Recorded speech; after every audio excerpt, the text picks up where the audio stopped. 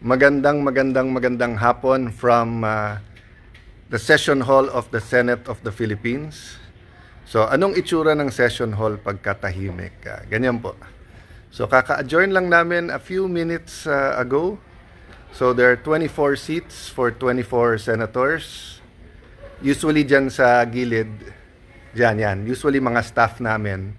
Nung araw media but ngayon parang nilalagay na lang yung cameras ng media doon, tapos may media room.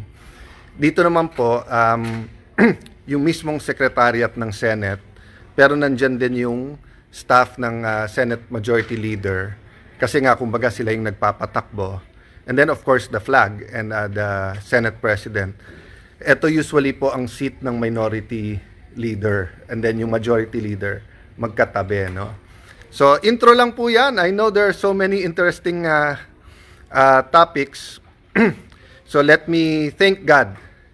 Dahil ang Diyos, hindi lang mysterious, pero amazing the way gumalaw. Bakit ko sinasabi to? I've been praying for a national discussion on values. A national discussion on transformation, di ba? Hindi lang change. Eksakto, si Ivy Mider from Singapore, di ba? For example, ang Singapore. How in one lifetime was Singapore able to, di ba, to develop into the powerhouse country it is today? And it's not only a powerhouse because of the economics, because of the infrastructure, because of their wealth. They're a powerhouse because of their values, yung integrity. Pag-usapan mo infrastructure, governance, pag-usapan mo housing, BIR, customs, meron po talagang tinatawag na integrity, no? So I've been wanting a discussion on that. Kaya lang nga, hindi naman sa baduy, hindi naman sa hindi uso, but syempre the more controversial, yun ang mas gusto ng tao, di ba? So whether it's love team that broke up sa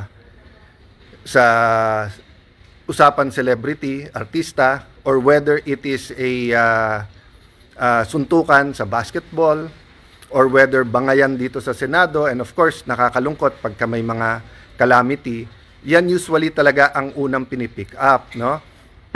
But dahil nga twinist, binali, misinterpret, yung iba unintentionally, but meron dyan intentionally, shout out sa news outlet na may ano na kami, di ba? May statement na kami. Yung sinasabi ko about national renewal, revival, a national reset, na kung saan sinabi ko naman na malinaw. Di ba kasi pagka may sinabi ka, you have to look at not only one sentence, one paragraph, you have to look at the whole conversation. So, dun sa CIA 365, Cayetano in Action 365, every day, that's between us etong mga nandito sa ating vlog, welcome lahat. At welcome kahit hindi po naniniwala sa ating pinag-uusapan, pero be respectful lang. Ito, one of the worst kind of disrespect yung itwist yung sinabi mo. So, alam naman ng lahat yung context, kasi hindi naman first time ko to sinabi, di ba? Yung sinasabi ko na, yes, dapat maparusahan. Dapat hanapin yung gumawa ng mali. Dapat yung mastermind makulong. Yes, dapat yung ninakaw sinole. I mean, panuorin nyo po yung mga debate namin from the House of Representatives pag tumatakbo ko hanggang Senado. Paulit-ulit ako doon. Ang sinabi ko lang po na mas nag-elaborate ako is that wala pong isang tao na walang kasalanan. Di ba? So pag nilagay lang kasi nila, Cayetano says, walang inosente. Inosente saan? Sa flood control yon? O, syempre, kung wala ka namang kilalaman sa flood control, inosente ka, di ba? O, kung wala ka naman, hindi ka sa gobyerno, sabihin, ikaw guilty ka din pag nanakaw sa gobyerno. Syempre, magre-react ka. Pero hindi po yun ang statement ko Ang statement ko ay walang ni isang tao. Sinabi ko pa look at the Old Testament. Sa Old Testament, it is the whole tribe or the whole nation na humihingi ng patawad, di ba? So halimbawa may idolatry sa nation of Israel. Hindi naman humihingi ng patawad yung nag-idolatry lang Yung leaders at yung buong nation ang humihingi ng patawad. So yung sinasabi ko, wala pong tao na perpekto, wala pong tao na hindi nagkasala. At kinote ko pa ang dalawang tao. Yung isa po, si former Chief of Staff, former Secretary, I think dalawang departamento hinawakan niya, Environment tsaka National Defense, si Secretary Angie Reyes. Nung nagustuhan ko, nabigla ako nung naririnig na pinapanood ko interview niya, tinanong siya, Sir, ikaw ba never ka nagnakaw? Anong standard sagot po ng mga politiko? Never. Never nagnakaw. O, siya ang sagot niya, hindi. Sabi niya, hindi ko masasagot po yan ng hindi. Bakit? Mag-uwi ka lang ng paperclip, tapos ginamit mo sa bahay na dapat sa opisina, hindi ba nakaw na yan? Nag-uwi ka lang ng ballpen. So nakita ko yung wisdom sa kanyang pagkikwento na wag naman tayong parating tayo mas banal at parati yung iba ang mali. Then of course, every one of us naman are watching many of our young politicians. Kapitbahay namin, fellow Christian po, ang mayor ng Pasig. At sa isa niyang interview, ano ba sabi niya? Parang, I can tell you, hindi 100% graft-free ang Pasig. I forgot lang kung sinabi niya 99% or 95 or 90. I think 99. But ang point ko is that when you say there is a problem, that is the start of change. Diba? Pag sinabi wala kang sakit, pupunta ka ba sa doktor? O pag sinabi nung kahera walang nawawala, bibilangin mo ba yung pera? Okay. After acknowledgement na may problema, repentance. And ano yung repentance? Repentance ay deep conviction at paniniwala mo na mali na kailangan itama. So, hindi natin pinag-uusapan consequences. Never ko sinabi, wag habulin yung mga dapat habulin. In fact, paulit-ulit ako doon. Pero ang ginawa ng kapatid ko po, sinabi niya, statement ng mga trapo, so tinira pa yung repentance. At ginawa ni Senator Ping Lacson, nag-agree pa. Ano, kung tama yung sinabi ko, ha? Anyway, anong point ko doon? I've always wanted a discussion on national repentance. Individual, may isang Christian, I appreciate him. Brother Cesar, sa iba mong paglalaban, pero sa iba, you really have to review, including your theology. Mali yung sinabi mo na Brother Alan or Sen Alan, ang repentance ay individual, hindi pinipreach yan. Baliktad po, pati ang ating Panginoon Hesus Kristo, ang statement niya, repent, for the kingdom of heaven is near. And when the head of the church, head of a company, head of the city, head of a barangay, head of the school, in faith, bows down, intercedes through the blood of Christ and asks for forgiveness, kailangan dyan may repentance. Kasi hindi ka pwede magsabing, Sir, patawarin mo ko, pero nagre-repent ka ba? So, ang hindi tunay na repentance, yung sorry, nahuli ako. So, yan ang nangyayari sa Pilipinas. May napole, sorry, nahuli, nakakulong naman siya. Oh, pero nasan yung iba? Okay. Napakarami po, hindi ko na isa-isahin. Yung lahat ng corruption issues, whether yan ay fertilizer fund, whether po yan ay sa infrastructure, whether yan ay sa smuggling, sa drugs, sa BIR. Ang tanong ko, hindi ba kailangan ng repentance dyan? Diba? So, for example, kung ikaw po ay assistant DE, nakita mo na yung DE mo, may ghost project, hindi ka nagsumbong. Yan po ang tawag dyan ay sin of omission. Kasi meron kang obligasyon magsumbong. So, halimbawa, yung assistant DE kasama din. O yung susunod na engineer na sa'yo. O kaya kung ikaw ay clerk nun at dumaan sa kamay mo at nakalagay po doon na kompleto na yung project, pero may knowledge ka na wala. Wala kang obligasyon na sabihin kanino man yon. So hindi ko din sabi na kailangan mo magpakamartir, ikaw mag-whistleblower. Ang sinasabi ko po, di ba, if we have a period of national reflection. Reflect. Ano ba reflect? Di ba? Titignan mo salamin. Bago mo tignan yung iba, tignan mo salamin. Tapos tayo sa salamin. So ako, tatanungin ko, Alan, ano ba pagkukulang mo? Kami ni Lani, ano pagkukulang namin? Ang Tagig, anong pagkukulang namin? Ano sabi ko po dito? Tignan nyo po lahat ng project sa Tagig. Tignan nyo po lahat ng nasa ilalim ng aming influence at authority. Bakit po? Amin, because hindi naman po ako, no? Some things are under my influence but not my authority. Some things are under their authority. Pastora Tess Viray says, preaching ni Jesus yan. Repent for the kingdom of God is at hand. Sandali, Pastora, sorry, nakalagay Seymour. Okay. So, ang point ko po, ngayon lang ako nakakita na sinabi mo repent, tinawag kang trapo, tapos may dumugtong pa. Pero ano po yun? Meron po kasing dynamics kasi, kailan ba? 2022 pa ho, medyo may mga disagreements, may mga nakita kami sa Taguig, kinonfront namin, ayaw maging accountable. Tapos nagkakampi-kampi na yung kay Abby Binay, kay Pami Zamora, yan sila Ronald Llamas. Ang tingin ko naman hindi kasama si Senator Ping, pero kasama siya dun sa lunch eh. So nagkakausap-usap yung mga yan. So syempre pag naasar sa akin, but you know, I refuse to talk about my brother because may mga anak yan at mahal ko yung mga pamangking ko. Well, having said that, i-refute ko naman na what I meant was that mag-repent ka lang tapos na lahat ito. Wala pong ganun aral. I think wala pong religion na hindi nagtuturo na may consequences ang lahat ng ating gawin.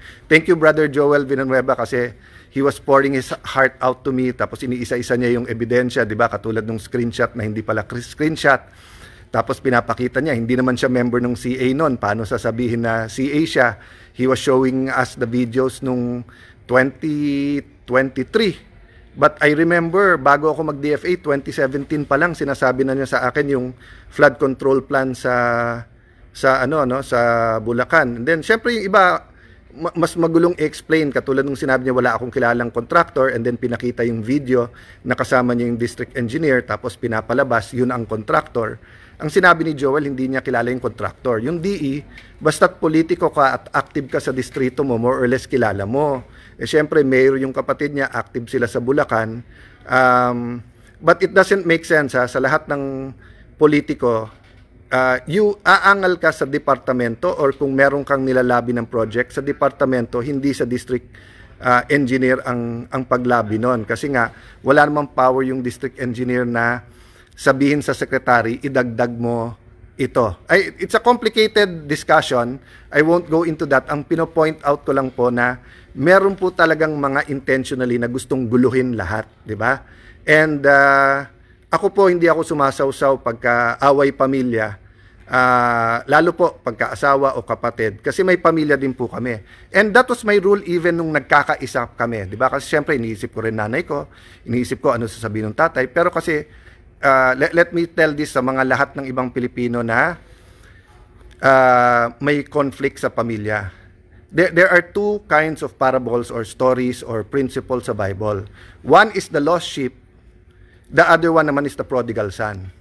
Yung sheep po kasi hindi nakakapag-isip po yan. Ang sheep po, kailangan yan, meron shepherd or may nag-herd, di ba? So kung 100 ang sheep mo na wala yung isa, hindi makakabalik ng isa yan, lalo ng mag-isa.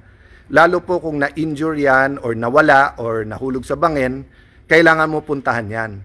Kaya yun po yung sinasabi sa Bible na iwanan mo yung 99, leave the 99, go for the last one because hindi makakabalik mag-isa yan. At yan kasi alam ang boses ng shepherd niya. Kaya importante alam natin ang boses ng Diyos. Para kung nawawala tayo, meron mga people around us or bumibigay tayo sa mga last ng ating na makamundo, ng ating katawan, you have to hear the shepherd, di ba? Okay. But yung prodigal son po, iba. Yung prodigal son, hiningi yung kanyang mana, pumunta sa mga prostitutes, nagsugal, lumabas, kasama ang kanyang mga barkada. Pag sinundan mo yan, siya pagalit, siya pahingi pa ng pera and everything. So, pag nangyari sa pamilya nyo yan, decide muna po, i-discern nyo po muna. No? Yung po bang umalis sa pamilya at inaaway kayo, yan po ba ay prodigal son o nawawalan tupa? Having said that, no, and let me address myself to Christians, may biblical pattern din yan. Puntahan mo, kausapin mo, out of love. Pag hindi pa rin, magsama ka ng taga-church. And I've done that, no? Yung mga matatanda na pinaniniwalaan kami, pero pare-pareho sinasabi sa akin na halo nung kanyang hurt, frustration, yung gusto niya na medyo nawala ang pag-iisip. So, expect nyo po yan na babanat at babanat po yan kasi nga papapansin sa local, national media. Okay lang po, but don't expect me to answer or to hit him because, may tatay kami, may nanay kami, may mga anak siya. No?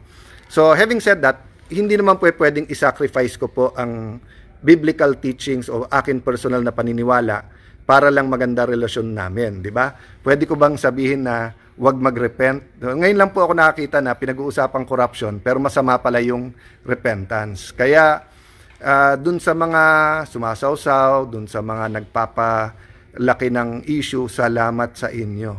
na gamit kayo ng Panginoon. So ngayon, everyday, pag-uusapan ko po ang sin, consequences of sin, na walang isang sa atin na malinis. So kung hindi po kayo naniniwala sa sinasabi ko at tingin nyo po banal kayo, I'm not judging you. Nasa inyo po yan. Diba? I don't go to people and say, ikaw, adulterer ka. Ikaw, magnanakaw ka. I do that in context of my job. So pag may nagnakaw sa DPWH, I have to call them out. Pag may inefficient, may red tape, I have to call them out. But when we're talking about private people, and most of you here are private, OTEP, lumipat na ba si Senator Lapid? Kaya nga, OTEP, SP Lapid, Supremo na, pinuno pa. Ayan. Kaya SP Lapid. Pinapatawa lang po kayo, pero seryoso ang ating topic. We need a time of national renewal. Pero how can you make something new? Kung yung old ay ulit-ulitin mo lang, hindi new yon. So you need a time of reflection. So hindi ako magpapakaba dahil may appointment pa ako at malayo-layo. But asahan nyo po, we will continue to talk about sin, repentance, national renewal, transformation, change. Madama na yung gustong madamay. Natatawa lang po ako na nung sinabi kong lahat nagkasala, may mga parang gusto na sabihin, hindi ako. So, hindi ako humingi ng reaction sa inyo o hindi ko kayo pinagbibintang. Kaya sinabi ko nga, lahat. Do you want real change? So let me end with this question. Can we have real change without real talk? Kung walang honesty, hindi sasabihin sa inyo kung ano nangyayari talaga sa mundo ng mga politiko. Sasabihin nyo, we want real change. Pero pag may politiko, marami po ngayon, karamihan mga kabataan. And not only politiko, student leaders, leaders sa mga simbahan, mga batang pare, batang imam, batang pastor, leaders sa mga state universities. Pag nag-real talk sila, nagagalit tayo, di ba? So, yes, maraming peking propeta. Pero Jason, I don't know who you're referring to. But yes, maraming peking propeta. But I think pagka very, very simple ang doktrina. For example, sabi sa Bible, kung ano yung tatanim, yan ang aanihin mo. I think regardless kung ano religion, pinaniniwalaan yun eh. So let me ask, meron bang religion na hindi nagsasabing makasalanan tayo at kailangan nating humanap ng paraan para humingi ng pagpapatawad? So good night everyone, God bless. Mamaya ulit kasi nga we have to talk about certain values. So from the session hall of the Senate of the Philippines, pag-pray nyo po at pag-pray nyo po na mag-umpisa sa acknowledgement na tayo makasalanan, mapunta sa repentance, mapunta sa isang sistema ng renewal at revival. God bless you po.